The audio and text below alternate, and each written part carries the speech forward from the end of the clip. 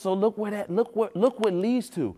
When you let go of fear and it's no longer real to you, impossible does not exist. It's not real. It doesn't exist. When they really do those fear challenges and all that stuff, those people feel, man, have you ever talked to somebody that's really faced their fear? I've actually met somebody, it was like, man, you know, I was afraid of spiders, and I went to some type of zoo or something like that, and where you can hold the tarantulas and stuff, and they put their hand out, and they let the unpoisonous tarantula crawl on their hand. They was terrified when it happened, but guess what? After they pulled it off, they said, dang, it was just a fear that needed a believer. And I'm telling you, everything that you fear right now, everything that you are afraid of, the only human, because see, what I did was I took time to study you. And guess what? I found out more about me trying to study you. And I found out we were all alike. And it dawned on me. Fear is not real. The only place that fear can exist is in our thoughts of the future. It is a product of our imagination, causing us to fear things that do not at present and may not ever exist. That is near insanity, Qatar. Now, do not misunderstand me. Danger is very real, but fear is a choice.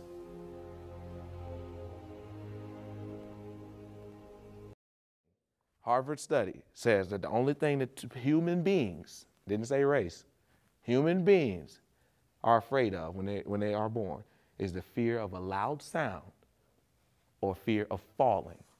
They took cobras and put them in front of babies. Some crazy moms who volunteered their kids.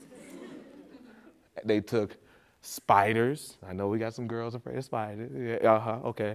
But check this out. They took all of these things and they put them in front of the babies, and guess what? Nothing happened. They was like, I mean, have you ever seen it on the Indian children overseas on YouTube? They're playing with cobras. They're not poisonous, but they're like smacking them and stuff because that's a learned fear.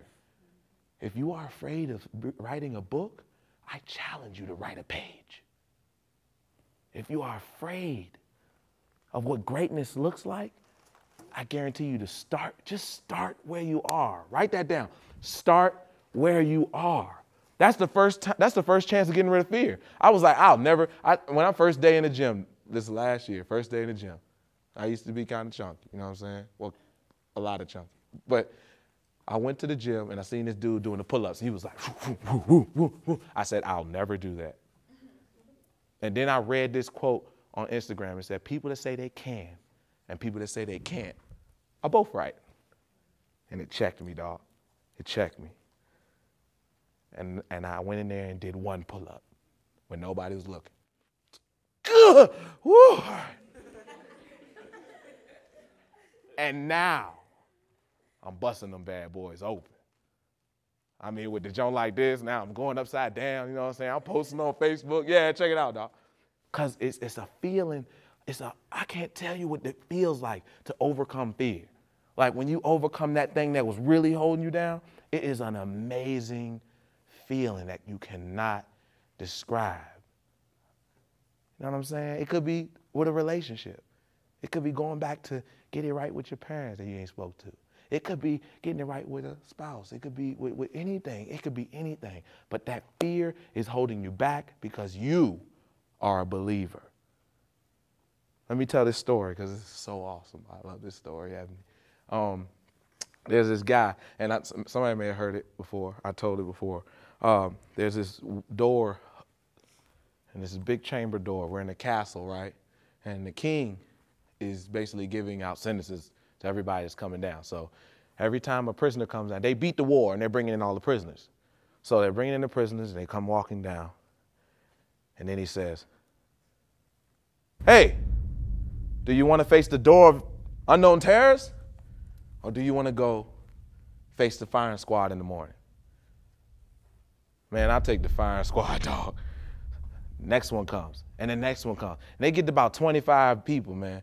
And then finally the servant The servant says, man, you know what, King, I ain't even supposed to be talking to you, dog. I ain't even supposed to be talking to you, but can I please just ask you one question? I ain't even gonna look up. But I know I'm not even supposed to be talking. I'm supposed to be just doing this. He said, ask what you will. He says, you know what?